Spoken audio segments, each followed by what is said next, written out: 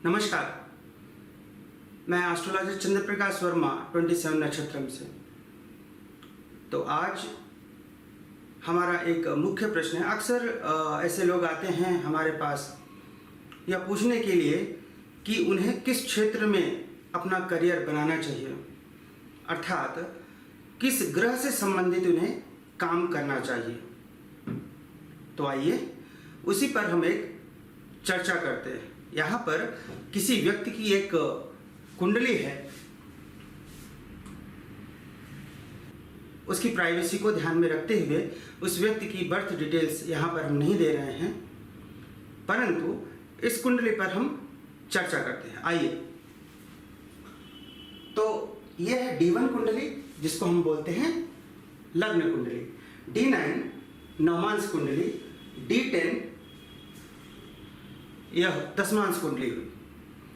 तो ऐसे प्रश्नों का उत्तर देने के लिए कि किस क्षेत्र में जाना चाहिए, हमें 3 कुंडलियों की आवश्यकता होती है। एक है मास्टर कुंडली, जो कि लग्न कुंडली होती है। मास्टर कुंडली इसलिए क्योंकि इसी से सभी वर्ग कुंडलियों का निर्माण होता है। तो एक है लग्न कुंडली, दूसरी है D9 नवमांश कुंडली, D10 दशमांश कुंडली। तो यहाँ पर हम कुछ सूत्रों की चर्चा करेंगे। ऐसे तो बहुत से सूत्र हैं, लेकिन कुछ महत्वपूर्ण सूत्रों की चर्चा करेंगे। ध्यान रहे, यहाँ पर हम ग्रहों के अंशों की चर्चा नहीं करेंगे, अन्यथा आप लोग उलझ सकते हैं। तो आइए देखते हैं।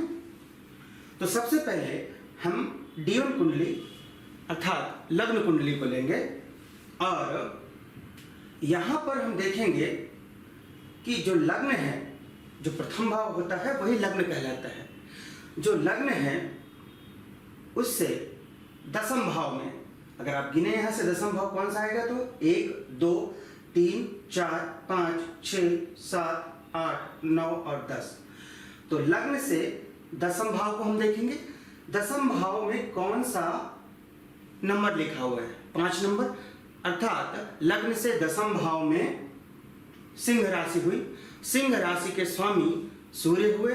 सूर्य को हम नवमांश कुंडली में देखेंगे, वे कहाँ स्थित हैं।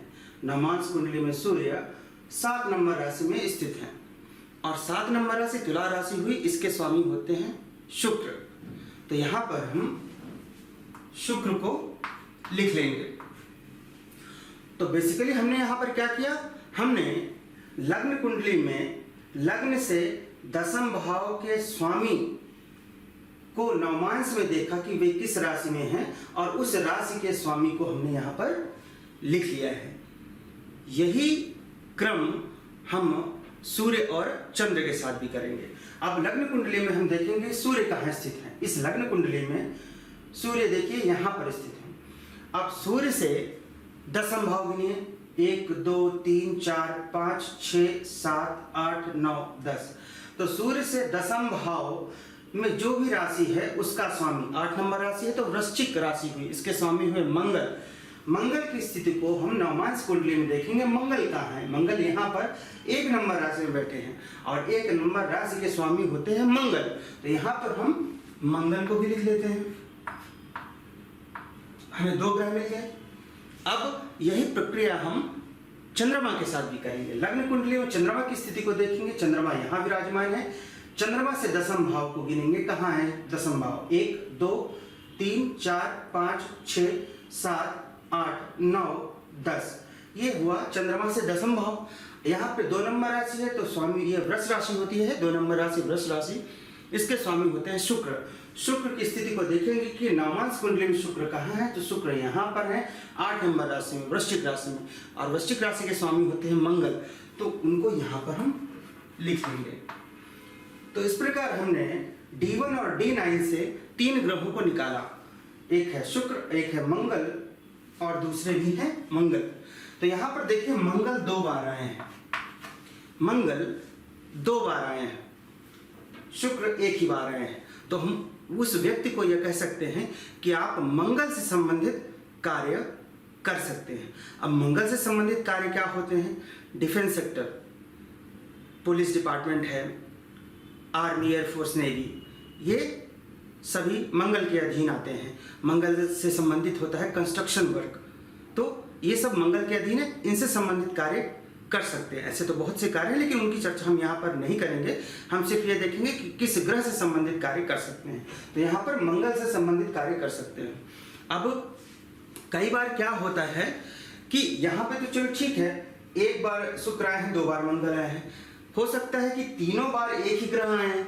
तो उस स्थिति में क्या है, यह बिल्कुल कंफर्म हो जाता है कि आपको उसी ग्रह से संबंधित ही कार्य करने चाहिए। इसके बाद देखते हैं हम, देखिए एक स्थिति और आ सकती है कि तीनों ग्रह अलग अलग हों। उदाहरण के लिए मान लिया शुक्र है, फिर मंगल है, हो सकता है एक ग्रह बुध आ जाए। अब तीनों ग्रह अलग अलग हो गए तो उस स्थिति में क्या करना है, क्योंकि कोई भी कॉमन नहीं है, एक से अधिक बार ग्रह नहीं आया है। उदाहरण के लिए हमने मान लिया कि शुक्र आया है और मंगल आया है और बुध आया है, ये प्रोसेस में जो हमने अभी D1 और D9 के थ्रू किया। तो हमें क्या करना है, हम तीनों ग्रहों को देखेंगे लग्न कुंडली में कि इनमें से कौन सा अधिक मजबूत है, उसी ग्रह से संबंधित कार्य की ओर हमें जाना चाहिए। तो उस स्थिति में क्या देखेंगे, जैसे शुक्र की स्थिति को देखते हैं हम। शुक्र इस कुंडली में 2 और 7 नंबर, देखिए सप्तम भाव के स्वामी बनते हैं और यहाँ पर ये यहाँ पे सप्तम भाव के स्वामी है और द्वादश भाव के स्वामी है। शुक्र बैठे हैं द्वितीय भाव में, क्षमा करें, बैठे हैं द्वितीय भाव में धनु राशि में। तो यहाँ पर इनको एक द्वादश भाव मिल गया है और ये भी सप्तम भाव है, केंद्र का भाव है बट सामान्य समभाव है। दूसरा मंगल की स्थिति को देखिए अगर, तो इस कुंडली में देखिए मंगल लग्नेश है, 8 नंबर राशि लग्न में, तो मंगल लग्नेश है, इनको षष्ठ भाव भी मिला हुआ है और मंगल यहाँ पर चतुर्थ भाव में बैठे हैं, लग्नेश हैं और चतुर्थ भाव में बैठे हुए हैं। अब हम बात करते हैं बुध की। बुध की क्या स्थिति है, तो इस कुंडली में अगर हम देखें बुध की स्थिति को, तो बुध यहाँ पर बैठे हैं, बुध यहाँ पर बैठे हैं तृतीय भाव में, शनि की राशि में बैठे हुए हैं और बुध 3 और 6 यानी कि ये अष्टम भाव है और ये एकादश भाव है। तो अष्टमेश होकर बुध यहाँ बैठे हैं, तो अष्टमेश है, अधिक अच्छी बात नहीं है। तो बुध अष्टमेश है, इनको चलिए हमने नहीं लिया। शुक्र की बात करें तो शुक्र यहाँ द्वादश भाव के स्वामी थे, इनको भी हमने नहीं लिया। मंगल को देखें तो षष्ठ भाव के स्वामी है, परंतु ये लग्नेश है मंगल, तो इसलिए हमने मंगल को सिलेक्ट कर लिया।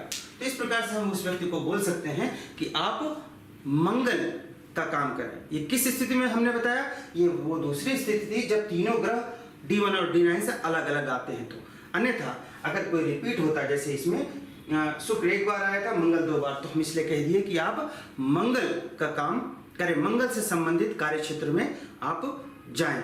ये तो प्रथम सूत्र हुआ। चलिए अब दूसरे सूत्र की बात करते हैं। दूसरा सूत्र क्या है, दूसरा सूत्र यह है कि लग्न कुंडली में दशम भाव से दशम भाव को हम देखेंगे। आइए देखते हैं कैसे, पहले देख लेते हैं उदाहरण के साथ। ये है दशम भाव, ये दशम भाव कहलाता है, यहां से आप गिनेंगे तो ये दशम भाव आता है। दशम भाव से दशम भाव आप गिनिए तो ये भाव आता है, गिनिए 1 2 3 4 5 6 7 8 9 10, ये दशम भाव हुआ, दशम भाव से दशम भाव हुआ। और यहाँ पे 2 नंबर राशि है जिसके स्वामी हुए, ये वृष राशि है, स्वामी हुए शुक्र की स्थिति को नवमांश कुंडली में देखेंगे। शुक्र कहाँ है, शुक्र यहाँ पर वृश्चिक राशि में है जिसके स्वामी होते हैं मंगल। तो उस व्यक्ति को बोल सकते हैं कि आप मंगल संबंधित कार्य करें।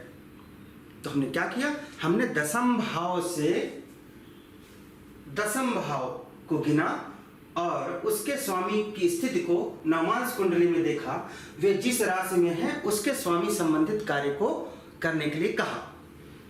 यह दूसरा सूत्र हो गया। तीसरा सूत्र क्या है कि दशमेश जहां भी बैठे हों वहां से हम दशम भाव को गिनेंगे। आइए देखते हैं, यहां पर 5 नंबर राशि दशम भाव में है, सिंह राशि, जिसके स्वामी होते हैं सूर्य। सूर्य की स्थिति को देखा जाए तो सूर्य यहां पर ये बैठे हुए चतुर्थ भाव में, तो दशमेश सूर्य यहाँ पे है, यहाँ से हम 10 भाव गिनेंगे, 1 2 3 4 5 6 7 8 9 10, ये दशम भाव है। सूर्य से दशम भाव, सूर्य से दशम भाव ये है और इसके स्वामी कौन हुए, यहाँ 8 नंबर राशि है, 8 नंबर राशि अर्थात वृश्चिक राशि, स्वामी हुए मंगल।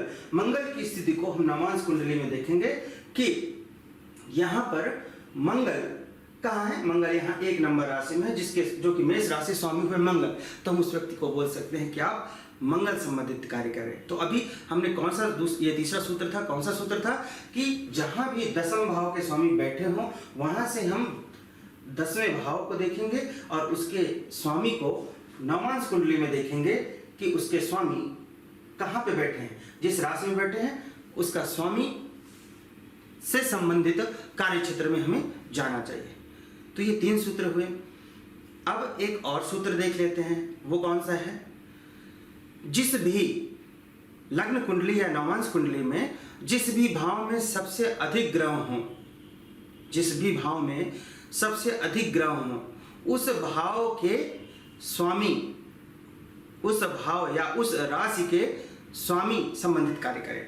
अब देखिए, यह है लग्न कुंडली। लग्न कुंडली में हम देखते हैं कि यहाँ पे सबसे अधिक ग्रह हैं, यहाँ पर 4 ग्रह हैं, बाकी 2 ग्रह हैं। और ये कौन सा नंबर राशि लिखी हुई है? यहाँ पर 11 नंबर राशि लिखी हुई है। 11 नंबर अर्थात कुंभ राशि। कुंभ राशि के स्वामी बनते हैं शनि। तो हम उस व्यक्ति को बोल सकते हैं कि आप शनि संबंधित कार्य करें, क्योंकि शनि की कुंभ राशि में ही यहाँ सबसे अधिक ग्रह हैं, 4 ग्रह बैठे हुए हैं।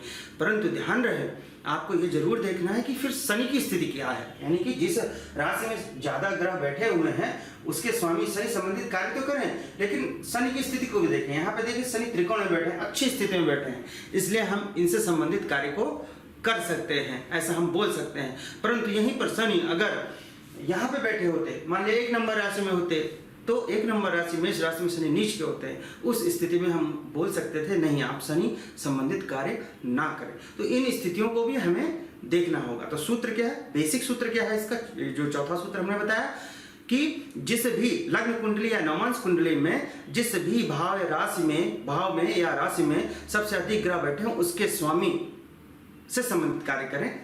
शर्त यह है कि उस स्वामी की स्थिति अच्छी होनी चाहिए। अब इसी चीज को हम नवांश कुंडली में भी लगाएंगे। नवांश कुंडली में हम देखते हैं सभी में एक एक ग्रह ही बैठे हुए हैं, तो यहां पर यह सूत्र नहीं लगाएंगे। अब एक 5वां सूत्र भी देख लेते हैं, वो क्या है?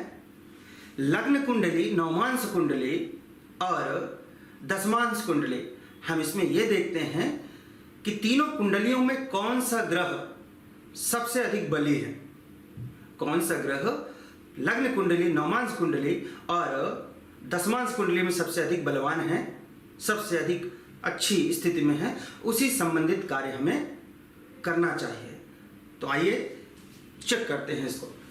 अब ये लग्न कुंडली है, अच्छा कोई ग्रह बलवान है, यहां पर अच्छी स्थिति में, यह देखने के लिए हमें क्या करना है? यहां पे हमें देखना है कि कौन सा ग्रह स्वराशिस्थ है, यानी अपनी ही राशि में है, कौन सा ग्रह उच्च राशि का है, कौन सा ग्रह केंद्र में है, कौन सा ग्रह त्रिकोण में है। ये सारी चीजों को हम देखेंगे। आइए, तो ये प्रक्रिया हम D1, D9 और D10 तीनों में करेंगे और फिर हम निर्णय लेते हैं। तो अभी हम D1 को सिर्फ देखेंगे। D1 यानी लग्न कुंडली में देखिए आप, ये 2 ग्रह ये केंद्र में नहीं। आपको मैं एक बार रिवीजन कराना चाहूंगा, वैसे आपको पता होगा, फिर भी जो ये भाव है, पहला, चौथा, 7वां और 10वां, ये चारों भाव केंद्र भाव कहलाते हैं। पहला, 5वां और 9वां ये त्रिकोण भाव है। वैसे ये धर्म त्रिकोण है, और भी त्रिकोण होते हैं, लेकिन सामान्यतया जो ज्योतिषी त्रिकोणों की चर्चा करते हैं वे धर्म त्रिकोण की ही बात करते हैं, और यहाँ भी हम धर्म त्रिकोण की ही चर्चा कर रहे हैं। तो ये 4 भाव, 1, 4, 7 और 10 ये केंद्र भाव हैं। 1, 5 और 9 भाव ये त्रिकोण भाव हैं। का ये देखते हैं। अब देखिए यहाँ पे देखिए, ये जो द्वितीय भाव है, तृतीय भाव है, षष्ठ भाव है, अष्टम भाव है, एकादश भाव और द्वादश भाव है। इनकी चर्चा हमें नहीं करनी, परंतु ये जरूर देखना है कि इसमें कोई ग्रह उच्च का है क्या या स्वराशिस्थ है क्या। अगर ऐसी स्थिति है तो उसको भी हम लेंगे। यहाँ पे देखिए शुक्र 9 नंबर राशि में है, यानी कि 9 नंबर राशि में है, यानी धनु राशि में है। तो शुक्र यहाँ पर उच्च का नहीं है, स्वराशि स्थिति नहीं है। बुध की बात करें तो बुध यहाँ 10 नंबर राशि में है, शनि की राशि में है, यहाँ पे भी ये उच्च के नहीं है, तो हम इनको भी छोड़ देते हैं। अब हम त्रिकोण की बात करते हैं। देखिए त्रिकोण में शनिदेव बैठे हैं, शनिदेव 12 नंबर राशि में बैठे हैं, तो यहाँ पर ये नीच के तो नहीं है और त्रिकोण में भी बैठे हैं, तो हम शनिदेव को यहाँ पर लिख लेंगे। ये हम D1 कुंडली के लिए, लग्न कुंडली के लिए देख रहे हैं, तो हम शनिदेव को लिख लेंगे। अब अन्य ग्रहों को देखते हैं। बाकी सारे ग्रह देखिए यहाँ पर बैठे हुए हैं, ये सभी केंद्र में हैं। अब सूर्य की बात करें तो सूर्य चतुर्थ भाव में है, ठीक है, 11 नंबर राशि में है। गुरु और मंगल भी बैठे, केतु भी बैठे हैं, तो हम सारे ग्रहों को यहाँ पे लिख सकते हैं। सूर्य, गुरु, मंगल और केतु, हमने सारे ग्रहों को यहाँ लिख लिया। यहाँ पे चंद्रमा और राहु ये भी केंद्र में बैठे हैं, तो हम इनको भी लिख लेते हैं, चंद्र और राहु। तो इस प्रकार करके हमने यहाँ पर सभी ग्रहों को लिख लिया है। अब यही प्रक्रिया हम नवमांश कुंडली में करेंगे। यहाँ पे देखिए सबसे पहले हम देख लेते हैं ये जो आउटर प्लैनेट्स हैं यहाँ पर, अर्थात केंद्र और त्रिकोण के अलावा जो ग्रह हैं उनको सबसे पहले देख लें। शुक्र 8 नंबर राशि में है, जो कि वृश्चिक राशि में, यहाँ पर ये उच्च के नहीं होते। गुरु स्वराशिस्थ हैं, स्वराशिस्थ हैं तो उनको हमें लिखना है, तो यहाँ पर हम D9 चार्ट में हम गुरु को लिख लेंगे। उसके बाद त्रिकोण में, त्रिकोण खाली है, देखिए यहाँ पर त्रिकोण में सूर्य बैठे हुए हैं, लेकिन सूर्य ये त्रिकोण में भी आता है, ध्यान रहे, प्रथम भाव त्रिकोण में भी आता है और केंद्र में भी आता है, परंतु यहाँ पर सूर्य 7 नंबर में, 7 नंबर राशि यानी कि तुला राशि में सूर्य नीच होते हैं, तो इनको हम नहीं लिखेंगे। शनि की बात करें 10 नंबर राशि में स्वराशिस्थ हैं और ये केंद्र में भी बैठे हुए हैं, तो हम शनि को लिख लेते हैं यहाँ पर। मंगल की बात करें स्वराशिस्थ हैं, यहाँ पर बैठे हुए हैं केंद्र में, तो हम मंगल को भी लिख लिए यहाँ पर। आगे हम बुध की बात करें 4 नंबर राशि में केंद्र में बैठे हुए हैं कर्क राशि में, तो हम यहाँ पर बुध को भी लिख लेते हैं। यही प्रक्रिया हम D10 के लिए भी करते हैं। आइए इनके लिए भी हम देख लेते हैं इस चीज को। D10 दशमांश कुंडली, यहाँ पर देखिए सूर्य की बात करते हैं, तो सूर्य त्रिकोण में है, सूर्य त्रिकोण में है, तो हम सूर्य को लिख लेते हैं। और शनि भी त्रिकोण में है, 3 नंबर राशि में है, शनि को भी लिख सकते हैं यहाँ पर। मंगल और शुक्र की बात करें तो मंगल 5 नंबर राशि में उच्च के तो होते नहीं है, शुक्र भी 5 नंबर राशि में उच्च के नहीं होते, इन दोनों ग्रहों को छोड़ देते हैं। बाकी ग्रह केंद्र में है, उनको देख लेते हैं। चंद्रमा 10 नंबर राशि में, राहु 10 नंबर राशि में, यहाँ भी ये नीचे नहीं होते और ये केंद्र में है, इसलिए इनको भी लिख लेते हैं, चंद्रमा और राहु। बुध और गुरु, बुध 1 नंबर राशि में, गुरु 1 नंबर राशि में, तो इनको भी हम लिख लेते हैं, बुध और गुरु। यहाँ पर केतु 4 नंबर राशि में है, हम केतु को भी लिख सकते हैं। ये स्थितियां हैं, लेकिन अभी पूरी तरह से क्लियर नहीं हो पा रहा। आप देख रहे हैं कि यहाँ पे तो ढेर सारे ग्रह हमें मिल गए हैं, तो अब हम कैसे इसको सॉर्ट आउट करेंगे। इसमें देखिए तीनों में कॉमन क्या आ रहा है, तीनों में कॉमन क्या आ रहा है, अर्थात कौन से ग्रह हैं जो तीनों जगह हैं। देखिए यहाँ पर शनि है, यहाँ पर भी शनि है और यहाँ पर भी शनि है। सूर्य यहाँ है, परंतु यहाँ नहीं है, इनको हटा दीजिए। गुरु की बात करें तो गुरु यहाँ है और गुरु यहाँ है, तो गुरु को आप नोट कर लीजिए। और मंगल की बात करें तो मंगल यहाँ है और मंगल यहाँ नहीं है, तो मंगल को हमने नहीं लिखा। केतु की बात करें, केतु यहाँ है परंतु यहाँ नहीं है, तो हमने केतु को भी नहीं लिखा। अब हम बात करते हैं चंद्रमा की। चंद्रमा यहाँ है परंतु इसमें नहीं है, तो हमने चंद्रमा को भी हटा दिया। राहु की बात करें, यहाँ है राहु और यहाँ भी है, परंतु यहाँ पे कहीं भी राहु नहीं है, तो हमने ये भी हटा दिया। बुध की बात करते हैं तो बुध यहाँ है परंतु यहाँ कहीं बुध नहीं है, तो हमने ये भी हटा दिया। अब हमारे पास कौन से ग्रह बचे, देखिए हमारे पास शनि बच रहे हैं और सूर्य तो हमने पहले ही हटा दिया थे। यहाँ पे शनि है जो तीनों में है, गुरु है जो तीनों में है, तो शनि या गुरु से संबंधित ये व्यक्ति कार्य कर सकता है। अब शनि और गुरु ये तीनों में कॉमन आ रहे हैं लग्न कुंडली, नवमांश कुंडली और दशमांश कुंडली में। तो अभी हमें क्या करना है, हमें पता चल गया कि हमें शनि और गुरु दो ग्रहों से संबंधित कार्य हम कर सकते हैं। अब शनि और गुरु में किसको प्रायोरिटी देनी है, आइए देखते हैं। अब लग्न कुंडली आई जो कि मास्टर कुंडली है, मुख्य कुंडली यही है लग्न कुंडली। बाकी सभी वर्ग कुंडलियां लग्न कुंडली को ही सूक्ष्मता से देखने के लिए बनाई गई हैं। तो अब यहाँ पर हम शनि और गुरु की स्थिति को देखें। आप यहाँ पे देखिए, ये लग्न कुंडली है, यहाँ पर शनि की स्थिति को देखिए। शनि को दो राशियां मिली हुई हैं, 10 नंबर और 11 नंबर, मकर और कुंभ राशि। एक तृतीय भाव में है, एक केंद्र में है जो कि चतुर्थ भाव है, और शनि स्वयं त्रिकोण में बैठे हैं, बहुत अच्छी स्थिति में है। गुरु की बात करें अगर हम, तो गुरु की स्थिति को देखिए। गुरु 9 और 12 यानी धनु और मीन राशि के स्वामी होते हैं। धनु राशि यहाँ पर है और मीन राशि यहाँ पर है। एक द्वितीय भाव में है, एक त्रिकोण में है, और गुरु विराजमान है चतुर्थ भाव में। तो त्रिकोण के स्वामी होके और द्वितीय भाव के स्वामी होके गुरु चतुर्थ भाव में है।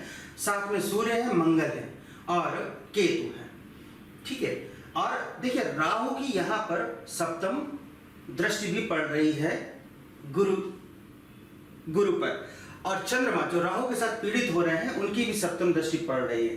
तो हम यहाँ पर गुरु को नहीं लेंगे। अगर हम शनि की स्थिति को देखें तो शनि पर ऐसा कोई भी अशुभ दृष्टि 1 2 3 4 5 6 7 8 जी, शनि पर ऐसा कोई शुभ या अशुभ दृष्टि नहीं पड़ रही है। तो जो शनि देव हैं हमारे, वे निर्दोष हैं।